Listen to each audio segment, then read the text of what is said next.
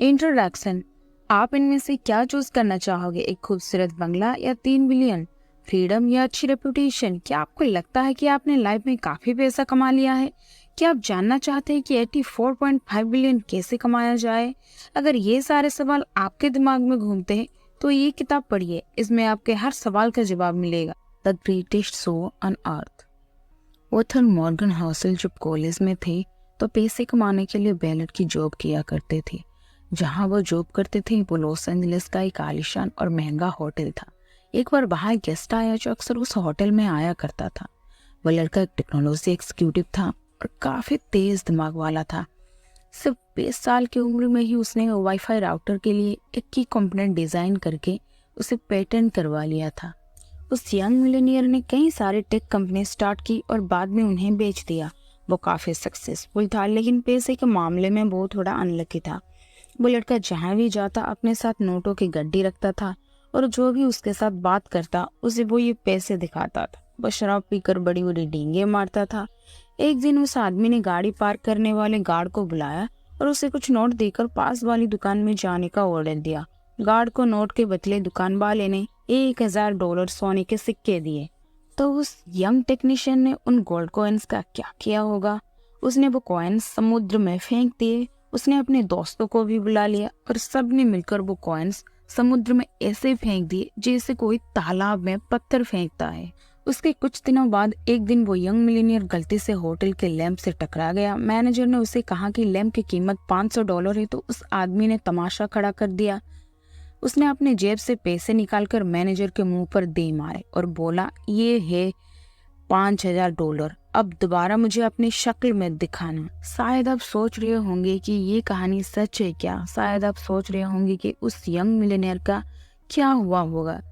जी हाँ, ये स्टोरी एकदम सच है। इस किताब में आप कुछ ऐसी ही और कहानियां पढ़ेंगे, लेकिन इस कहानी के लास्ट में यंग मिलियनेयर का दिवाला निकल जाता है। उसने कुछ ही सालों में जो कुछ कमाया था सब उड़ा दिया। उसके सारे पैसे खत्म हो गए और उसके यार दोस्त भी उसे छोड़कर चले गए। तो देखा आपने दोस्तों, पैसे से आप सब कुछ खरीद सकते हो पर अच्छा व्यवहार नहीं खरीद सकते। चलिए एक और कहानी सुनते हैं। रोनाल्ड रीड एक जेनिटर यानी दरवान था। वो एक छोटे से गांव में पैदा हुआ और पला बढ़ा था। वो अपने परिवार का पहला ऐसा इंसान था जिसने हाई स्कूल तक की पढ़ाई की थी और उससे भी मजेदार बात ये थी कि वो रोज लोगों से लिफ्ट लेकर स्कूल पहुंचता था। रोनाल्ड एक साधारण जिंदगी जी रहा था। 25 साल उसने एक गैस स्टेशन में गाड़ियां रिपेयर करने का काम किया। उसने जेसी पन्ने में 20 सालों तक फ्लोर की सफाई का काम किया। 38 साल की उम्र में रोनाल्ड ने एक 2 बेडरूम का घर खरीदा। उसने वो घर $12,000 में खरीदा और अपनी पूरी लाइफ उस घर में गुजारी। रोनाल्ड की शादी भी हुई पर कोई बच्चा नहीं हुआ। जब वो 50 का हुआ तो उसकी वाइफ चल बसी थी। उसके पड़ोसी का कहना था कि रोनाल्ड की मनपसंद हॉबी लकड़ियां काटना था। जिस दिन रोनाल्ड ने न्यूज़ हेडलाइन बनाई वो दिन था उसकी मौत का। ये 2014 की बात थी। वो 19 साल का था। रोनाल्ड रीड के पास $8 बिलियन थे। उसने $2 बिलियन अपने 2 सौतेले बच्चों के लिए छोड़े थे और $6 मिलियन एक लोकल हॉस्पिटल और लाइब्रेरी को दान कर दिए थे। अगर आप विकिपीडिया में रोनाल्ड रीड के बारे में सर्च करेंगे तो उसमें आपको पता चलेगा कि वो एक चौकीदार, गैस स्टेशन अटेंडेंट, इन्वेंटर, समाज सेवक और मिलेनियर था। लेकिन ये कैसे हुआ? इसमें कोई ट्रिक नहीं है। रोनाल्ड ने कई लॉटरी नहीं जीती थी और ना ही उसे कोई खानदानी पैसा मिला था। रोनाल्ड इतने सालों से पैसा बचाकर ब्लू स्टॉक चिप्स में इन्वेस्ट कर रहा था। बस इतनी सी बात थी। वो एक एक पैसा सेव करता था, यहाँ तक कि उसने कभी इंटरेस्ट भी नहीं निकाला था। उसने अपनी शेविंग्स की सालों साल कंपाउंड किया था और उसकी मौत तक उसके पास $8 मिलियन रकम जमा हो चुकी थी। क्या आप कंपाउंडिंग का कॉन्सेप्ट जानते हैं? इसके बारे में हम बाद में बात करेंगे, लेकिन उससे पहले आपको एक और स्टोरी सुननी चाहिए। अब जरा एक नजर डालते हैं उस आदमी पर जो रोनाल्ड रीड से बिल्कुल हटकर था। रिचर्ड फ्यूस्कन मैरिल लिंच में एक एग्जीक्यूटिव था। उसने हार्वर्ड से MBA किया था और वो 40 की उम्र में रिटायर हो गया था। एक बिजनेस मैगजीन के 40 under 40 most successful people list में उसका नाम भी शामिल था। कनेक्टिकट में रिचर्ड का 18,000 स्क्वायर फीट का बंगला था जिसमें 2 स्विमिंग पूल, 2 लिफ्ट, 7 गैरेज और 11 बाथरूम थे। इस बंगले की मेंटेनेंस का खर्चा ही $90,000 महीना था और इसकी मेंटेनेंस में रिचर्ड ने काफी बड़ा उधार लिया था। लेकिन फिर उसकी किस्मत ने करवट बदली। 2008 में फाइनेंशियल क्राइसिस आया और रातों रात रिचर्ड फुटपाथ पर आ गया। उसी साल उसने बैंकरप्सी के लिए फाइल किया। इन दोनों यंग मिलियनियर्स रोनाल्ड रीड और रिचर्ड की कहानी से हमने क्या सीखा? फाइनेंशियल सक्सेस कोई साइंस नहीं है, बल्कि फाइनेंस ही एक ऐसे फील्ड है जहां रोनाल्ड रीड जैसे लोग भी सक्सेस हो सकते हैं। एक हम्बल एजुकेशन और एक्सपीरियंस वाला इंसान सर्जन, आर्किटेक्ट या इंजीनियर नहीं बन सकता, लेकिन फाइनेंस में रोनाल्ड रीड जैसा मामूली आदमी भी काफी बढ़िया अचीवमेंट कर सकता है। फाइनेंशियल सक्सेस एक सॉफ्ट स्किल है जिसे कोई भी सीख सकता है। ये एक यूनिक फील्ड है जहां आपकी नॉलेज से ज्यादा आप कैसे बिहेव करेंगे ये ज्यादा मायने रखता है। फाइनेंस की फील्ड पैसे की साइकोलॉजी समझने का तरीका है। अब चाहे जहां भी हो, जैसे भी हो, पैसा आपका दिमाग बना देता है। बस आपको हमेशा अलर्ट रहने और ध्यान देने की जरूरत है। हर कोई अमीर बन सकता है, पर हर कोई हम्बल नहीं होता है। नेवर एनफ बैंगर के फाउंडर जॉन सी बोगल ने एक बार एक स्टोरी सुनाई थी। एक बिलियनियर के घर पे पार्टी हो रही थी। एक कोने में कर्ट बेनगुएट और जोसेफ हेलर बैठे थे। दोनों अपने होस्ट की इनकम की बात कर रहे थे, जो कि एक हेज फंड मैनेजर था। कोर्ट ने कनेक्ट किया कि उस आदमी की एक दिन की कमाई भी जोसेफ के नोबेल कैश 22 की पूरे साल की बिक्री से भी ज्यादा। इस पर जोसेफ ने कमाल का जवाब दिया। उसने कहा कि उसके पास वो है जो हेज फंड मैनेजर के पास कभी नहीं होगा, और वो है एनफ। अभी आपकी सोर्स ऑफ इनकम क्या है? क्या आप बोल सकते हैं कि आपके पास एनफ मनी है? चलिए इन दो लोगों की स्टोरी से जानते हैं। रजत गुप्ता कोलकाता का गरीब लड़का था। वो एक अनाथ था, लेकिन 45 की उम्र में वो एक CEO बन गया। रजत दुनिया का जानी मानी कंसल्टिंग फर्म में से एक मैकेंजी के CEO थे। साल 2007 में जब वह कंपनी से रिटायर हुए तो उसके बाद उन्हें United Nations and the world economic forum में एक बड़ी इंपॉर्टेंट पोजीशन मिली। रजत 5 अलग अलग कंपनी के बोर्ड ऑफ डायरेक्टर भी थे। कलकत्ता की झुग्गी झोपड़ी से निकलकर उन्होंने सबसे अमीर बिजनेसमैन बनकर दिखाया। 2008 में रजत गुप्ता की वर्थ $100 मिलियन हो चुकी थी, लेकिन वो अपने पैसे से कभी भी सेटिस्फाइड नहीं हुए। वो एक सटा मिलियनियर बन चुके थे। तब उन्हें एक बिलियनियर बनना था। वो उस सर्कल में आना चाहते थे। फिर रजत गोल्डन सैक्स के बोर्ड ऑफ डायरेक्टर बने। उन्होंने बिलियनियर बनने के लिए खुद को आगे बढ़ाया। 2008 में गोल्डमैन सैक्स इकोनॉमिक क्राइसिस के दौर में थी। वॉरेन बुफेट ने कंपनी को बचाने के लिए उसमें $5 बिलियन का इन्वेस्ट करने का डिसीजन लिया। एक बोर्ड मेंबर होने के नाते रजत गुप्ता को ये बात पब्लिक से पहले पता चल गई थी। वॉरेन की फंडिंग से बेसिक कंपनी के स्टॉक ऊपर जाने के चांस थे। बोर्ड मीटिंग कॉल के 16 सेकंड बाद रजत ने एक हेज फंड मैनेजर राज राजा रत्नम को कॉल किया। यह कॉल कभी रिकॉर्ड नहीं हुई थी, पर राज ने तुरंत ही गोल्डमैन के 175,000 शेयर खरीद ली। कई घंटों बाद वॉरेन की डील की खबर पब्लिक तक पहुंची। गोल्डमैन के स्टॉक एकदम से ऊपर चढ़ गए। राज ने कुछ ही घंटों में $1 बिलियन कमा लिए और प्रोसिक्यूटर ने बताया कि रजत ने टोटल $17 मिलियन का प्रॉफिट कमाया। इसे इनसाइडर ट्रेडिंग का एक क्लासिक केस माना जाता है। रजत गुप्ता ने अपनी सारी दौलत से हाथ धोया और उन्हें जेल जाना पड़ा, और साथ ही उन्होंने अपनी रेप्यूटेशन भी गंवाई। रजत के पास पहले ही $100 मिलियन थे, तो उन्हें $1 बिलियन और क्यों चाहिए थी? उनके पास पहले से ही धन, दौलत, फेम, पावर और फ्रीडम थी, लेकिन लालच में आकर उन्होंने सब कुछ गंवा दिया, क्योंकि रजत गुप्ता के पास एनफ का सेंस नहीं था। हम इस स्टोरी से 3 चीजें सीख सकते। लेसन नंबर 1, सबसे मुश्किल फाइनेंशियल स्किल है और ज्यादा दौलत जमा करने से खुद को रोकना। ज्यादा पावर, ज्यादा फेम और ज्यादा पैसे का लालच सेटिस्फेक्शन से ज्यादा एम्बिशन को बढ़ावा देता है। इस पॉइंट पर आकर जब आप आगे नहीं बढ़ते तो आपको लगता है जैसे आप पीछे जा रहे हो, और फिर आगे बढ़ने के लिए आप बड़े से बड़ा रिस्क लेते हो। मॉडर्न कैपिटलिज्म 2 चीजों में बहुत अच्छा है। दौलत के साथ साथ आप लालची भी होते जाते हो। इंसान अपनी हद भूल जाता है, उसे समझ नहीं आता कि कहाँ पर रुकना है। लेसन नंबर 2, सोशल कंपैरिजन यानी दूसरों से तुलना एक प्रॉब्लम बन जाती है। मान लो एक फुटबॉल प्लेयर साल के $500,000 कमाता है। उसके पास पहले से ही काफी पैसा है, पर हम अगर उसकी तुलना माइक ट्राउट से करें तो जिसका $430 बिलियन साल के हिसाब से 12 साल का कॉन्ट्रैक्ट है, तो हमें ये रुकी प्लेयर उसके सामने एकदम गरीब लगेगी। अब मान लो हेज फंड मैनेजर जो 36 मिलियन कमाता है, पर 2018 में top 10 highest paid hedge fund managers कम से कम 340 मिलियन साल के कमाते थे, तो हमें ये 36 मिलियन उसके मुकाबले काफी कम लगेंगे। लेकिन अगर टॉप 10 हेज फंड मैनेजर्स जो साल के 340 मिलियन कमा रहे हैं, वो अपनी तुलना अगर टॉप 5 से करें तो top 5 hedge fund manager 770 million कमाते हैं। और अगर टॉप 5 खुद की तुलना वॉरेन बुफे से करें, जो कि 2018 में उनसे 3.5 बिलियन ज्यादा अमीर है, और अगर वॉरेन बुफेट जेफ बेजोस के लेवल पर आना चाहे तो जिसके नेटवर्थ 2018 में 24 बिलियन थी। जीतने का एक ही तरीका है कि लड़ो ही मत। मान लो कि आपके पास काफी है, चाहे आपके आसपास के लोग और की चाहत में पागल हुए जा रहे हो। लास वेगास के डीलर ने एक बार कहा था, कैसीनो में जीतने का बस एक ही तरीका है, घुसते ही बाहर निकल जाओ।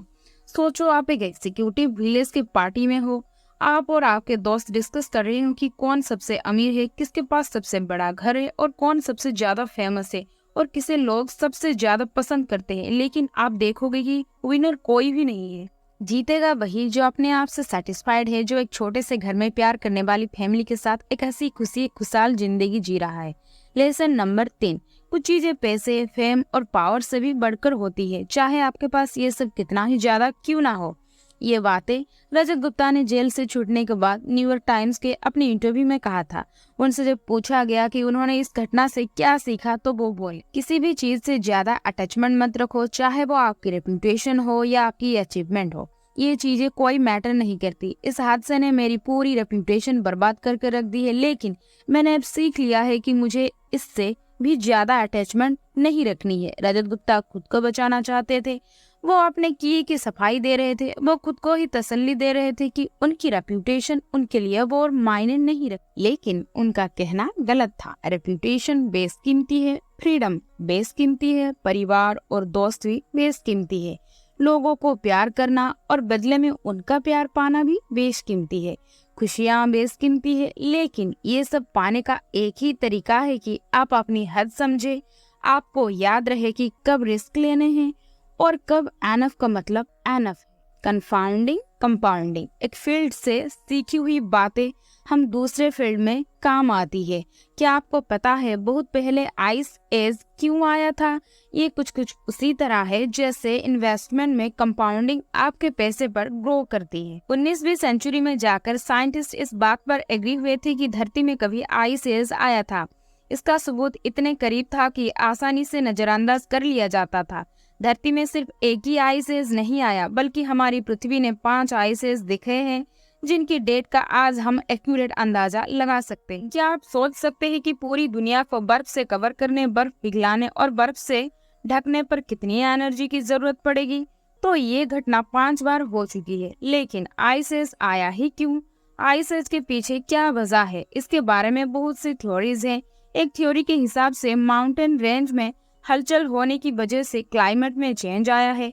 एक दूसरी थ्योरी कहती है कि आइस धरती का नेचुरल वातावरण है, जिसमें ज्वालामुखी फटने से बदलाव आया। हालांकि ये थ्योरी सिर्फ एक आइस एज को एक्सप्लेन करती है, ना कि पांचों को। 1900 की शुरुआत में एक सर्बियन साइंटिस्ट मिलुटिन मिलानकोविक ने सोलर सिस्टम में धरती की पोजीशन को स्टडी किया और वो इस नतीजे पर पहुंचा कि सूर्य और चंद्रमा की ग्रेविटेशनल ताकत का प्रभाव पृथ्वी की धुरी पर पड़ता है। मिलनकोविक ने कहा कि कई बार ऐसा भी होता है कि पृथ्वी अपनी धुरी पर कुछ ज्यादा ही झुक जाती है, जिससे इसे नॉर्मल से ज्यादा सोलर रेडिएशन मिलता है। पृथ्वी के हेमिस्फीयर में आने वाले बदलाव के चलते बहुत ज्यादा ठंड हो गई, जिससे पूरी पृथ्वी बर्फ की मोटी चादर से ढक गई थी।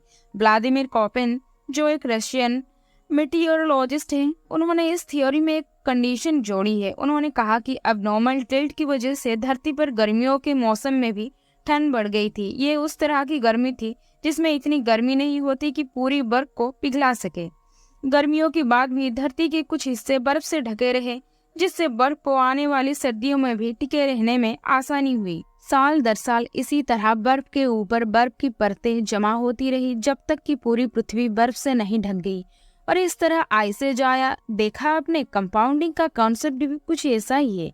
मान लो आपने अपनी एनुअल सैलरी का 10% इंडेक्स फंड में जमा करना शुरू किया और आपकी एनुअल इंटरेस्ट रेट है 10%, तो अगले साल आपके पास आपकी सैलरी का 10% इंटरेस्ट रेट के साथ होगा।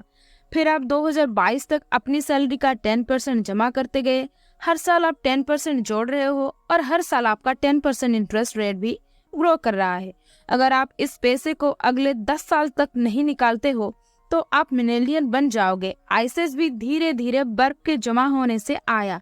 कंपाउंडिंग ऑफ इंटरेस्ट का मतलब भी यही है। धीरे धीरे पैसे जमा। क्या आपको पता है कि वॉरेन बफेट सिर्फ 10 साल की उम्र से ही इन्वेस्ट करते आ रहे थे। उन्होंने कभी भी अपने इंटरेस्ट का पैसा नहीं निकाला। उन्होंने कई सालों तक ये पैसा जमा होने दिया और जब वो 89 के हुए तो उनके पास 84.5 बिलियन था। ये उनके डिसिप्लिन और 8 दशकों के कंपाउंडिंग का नतीजा था। अगर आप कैलकुलेट करें तो वॉरेन बफेट ने अपने 50वें जन्मदिन के बाद ही 84.5 बिलियन कमाया। ये सब कंपाउंडिंग के पावर का कमाल है। इस इक्वेशन के बारे में सोचो, 8 + 8 + 8 + 8 + 8 + 8 + 8 + 8 + 8 = 72। ये जोड़ है। लेकिन जब आप 8 का 8 से ही 9 बार मल्टीप्लाई करेंगे तो क्या होगा? 8 × 8 × 8 × 8 × 8 × 8 × 8 × 8 × 8 = 134,217,728। देखा आपने कितना फर्क है। वॉरेन जब 20 या 30 के थे तो वो अपने पैसे यूं ही नहीं खर्च करते थे और उन्होंने 60 या 70 का होने तक इन्वेस्टिंग नहीं छोड़ी। वो लगातार इन्वेस्ट करते गए। उन्होंने 25 सालों तक पैसे जमा। वॉरेन की दौलत पर कई सारी किताबें भी लिखी गई है। फिर से बता दे, उनके पास 84 बिलियन है। उन्होंने 10 साल की उम्र से ही इन्वेस्ट करना शुरू किया था और 89 का होने तक करते रहे। अगर कंपाउंडिंग पर सच में कोई किताब लिखी जाए तो उसका नाम होना चाहिए शट अप एंड वेट। अमीर होने और अमीर रहने के बीच का फर्क, getting wealthy versus staying wealthy. अमीर बनने के कई तरीके हो सकते हैं, लेकिन अमीर बने रहने का सिर्फ एक ही तरीका है। चलिए, तो ये बात हम इन दो इन्वेस्टर्स की कहानी से सीख। 1929 में स्टॉक मार्केट क्रैश हो गई, जिसकी वजह से ग्रेट डिप्रेशन आया। उन दिनों चारों तरफ बस यही न्यूज छाई हुई थी। वॉल स्ट्रीट के ना जाने कितने ही स्टॉक ट्रेडर्स ने सुसाइड कर लिया था। अक्टूबर 29, 1929 के दिन जेसी का परिवार घर पर उसका इंतजार कर रहा था। उसकी वाइफ और 2 बच्चे दरवाजे पर खड़े होकर उसके आने की राह देख रहे थे और उसकी मदर इन लॉ बेडरूम के अंदर बैठ कर रो रही। जेसी घर पहुंचा। वो शौक में था, पर इसलिए नहीं कि उसका दिवालिया निकल चुका था। उसने अपनी वाइफ को पूरी बात बताई। हुआ यूं था कि जेसी ने शर्त लगाई थी कि स्टॉक मार्केट नीचे आएगा और उसका अंदाजा एकदम सही निकला और वो करोड़पति बन गया। उस दिन अक्टूबर 29 को उसने 3 बिलियन पैसे कमाए। जब हर कोई ये शर्त लगा रहा था कि स्टॉक के रेट ऊपर जाएंगे, तो उस वक्त जेसी ने भविष्यवाणी कर दी थी कि स्टॉक मार्केट नीचे गिरेगा। बस फिर क्या था, बस शर्त जीत गया और रातों रात बिलियनियर बन गया। पर अब्राहम जामनस्की के साथ कुछ अलग किस्सा हुआ। अब्राहम एक अमीर रियल एस्टेट डेवलपर था। 1920 के दौरान वो मिलियनियर बन चुका था। बाकी ट्रेडर्स की तरह अब्राहम ने भी काफी बड़ी शर्त लगाई थी कि स्टॉक मार्केट ऊपर चढ़ता रहेगा। स्टॉक मार्केट क्रैश के कुछ दिनों बाद ही अब्राहम गायब हो गया। दरअसल उसने सुसाइड कर लिया था। अब फिर से जेसी लिवरमर पर आते हैं और उसकी स्टोरी पूरी करते हैं। 1929 के क्रैश के बाद जेसी ओवर कॉन्फिडेंट और अनस्टॉपेबल हो गया। वो एक के बाद एक बड़ी बड़ी शर्तें लगाता चला गया और जीतता गया। जेसी को लगा कि वो यूं ही हमेशा जीतता रहेगा। लेकिन 1933 में उसने स्टॉक मार्केट में अपना सारा पैसा गंवा दिया। जेसी भी कुछ दिनों बाद गायब हो गया और उसने खुद की जान ले ली। जो चीज अब्राहम के साथ हुई थी वही 4 साल बाद उसके साथ भी हुई। अब्राहम की तरह वो भी सुसाइड करने पर मजबूर हो गया।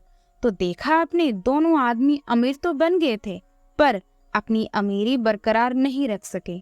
पैसा कमाना एक बात है और उसे बनाए रखना अलग चीज है। पैसे कमाने के लिए आपको बाहर निकलना पड़ेगा, रिस्क लेने पड़ेंगे, आपको ऑप्टिमिस्टिक भी बनना पड़ेगा। लेकिन पैसे को बनाए रखने के लिए आपको हम्बल होना पड़ेगा। आपको ये बात याद रखनी होगी कि किसी भी वक्त, किसी भी सेकंड आपकी सारी दौलत छिन सकती है, क्योंकि जिंदगी ऐसे ही है। यहाँ कब क्या होगा कोई नहीं जानता। कभी आप एकदम टॉप पे आओगे तो कभी एकदम बॉटम पर। पैसों को बनाए रखने के लिए आपको सोच समझकर पैसे का इस्तेमाल करना सीखना होगा।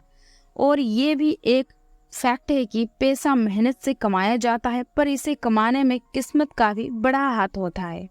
जिंदगी में हमेशा याद रखो कि सक्सेस हमेशा रहने वाली चीज नहीं है। लाइफ में हार भी मिलेगी और नाकामयाबियां भी। बीते कल की सक्सेस आने वाले सुनहरे कल की गारंटी नहीं दे सकती। अब हम वॉरेन बफेट के पास वापस चलते हैं और देखते हैं कि उन्होंने 70 साल से अपनी वेल्थ कैसे मेंटेन करके रखी है। उन्होंने अपना पैसा 10 साल के लिए इन्वेस्ट किया और एक दशक से भी ज्यादा तक कंपाउंड होने दिया, और 89 की उम्र में उनके पास 84.5 बिलियन थे। वॉरेन को इन्वेस्टिंग आती है। उन्हें पता है कि इन्वेस्टिंग के लिए कौन सी कंपनी जो बेस्ट रहेंगी। उन्हें ये भी पता है कि सबसे सस्ते स्टॉक्स कौन से हैं, और वो सबसे ज्यादा इफेक्टिव मैनेजर्स को जानते हैं, और इस तरह से वो एक अमीर आदमी बने। लेकिन वॉरेन ने अपनी वेल्थ कुछ इस तरह से बनाए रखी। वो किसी बहकावे में नहीं आए। उन्होंने 14 रिसेशंस झेल लिए, पर कभी भी घबराकर अपने स्टॉक्स नहीं बेचे। उन्होंने अपनी रेपुटेशन दांव पर नहीं लगाई। उन्होंने खुद को किसी एक स्ट्रेटेजी, एक ओपिनियन या एक पैसिंग ट्रेड तक सीमित नहीं रखा। उन्होंने कभी क्विट नहीं किया और ना ही रिटायर हुए। 65 साल के बाद भी वो कंपाउंडिंग करते रहे, और इस तरह वॉरेन सरवाइव कर गए। कंक्लूजन, आपने इस किताब में उस यंग टेक जीनियस की कहानी पढ़ी जिसने 1000 गोल्ड कॉइन समुद्र में फेंक दिए थे। आपने इस किताब में रोनाल्ड रीड की कहानी भी पढ़ी जिसने एक मामूली सा चौकीदार होने के बावजूद 8 मिलियन दान कर दिए थे। आपने हार्वर्ड MBA ग्रेजुएट और रियल एस्टेट इन्वेस्टर रिचर्ड फ्यूस्कन के बारे में भी पढ़ा जिसने 2008 के क्राइसिस में सब कुछ गंवा दिया था। और आपने इस किताब में रजत गुप्ता की कहानी भी पढ़ी जिसके पास 100 मिलियन होने के बावजूद उसे 1 बिलियन और चाहिए थे। इस बुक में आपने जेसी लिवरमर और अब्राहम जामन्स्की की कहानी भी सुनी। इनसे दिन के 3 बिलियन कमाता था, जबकि दूसरा अपना सारा पैसा गवा बैठा था। बाद में दोनों लोगों ने सुसाइड कर लिया था। आखिर में अपने इस बुक में वॉरेन बफेट के बारे में पढ़ा। तो इन सारे लोगों में से आप किसके जैसा बनना चाहोगे? याद रखो कि जिंदगी में रेपुटेशन, फ्रीडम, फैमिली, प्यार और खुशी ही सबसे कीमती चीज है जो पैसे, पावर और फेम से कहीं बढ़कर है। याद रखो, ये दुनिया गोल है और हार और जीत जिंदगी का एक हिस्सा है। कभी हमारे पास सब कुछ होता है और कभी कुछ भी नहीं। अमीर बनने के कई सारे तरीके हैं, पर अपनी अमीरी बरकरार रखने का सिर्फ एक तरीका है। इसलिए हम्बल बनो, पैसे की वैल्यू समझो और जो आपके पास है उसमें खुश रहना सीखो। जिनसे आप बेहद प्यार करते हैं उनके साथ वक्त गुजारो, क्योंकि परिवार और सच्चे दोस्ती इंसान का सबसे बड़ा खजाना होते हैं। अमीर बनने के कई सारे तरीके हैं, पर अपनी अमीरी बरकरार रखने का सिर्फ एक तरीका है। इसलिए हम्बल बनो, पैसे की वैल्यू समझो और जो आपके पास है उसमें खुश रहना सीखो। जिनसे आप बेहद प्यार करते हैं उनके साथ वक्त गुजारो, क्योंकि परिवार और सच्ची दोस्ती इंसान का सबसे बड़ा खजाना होते हैं।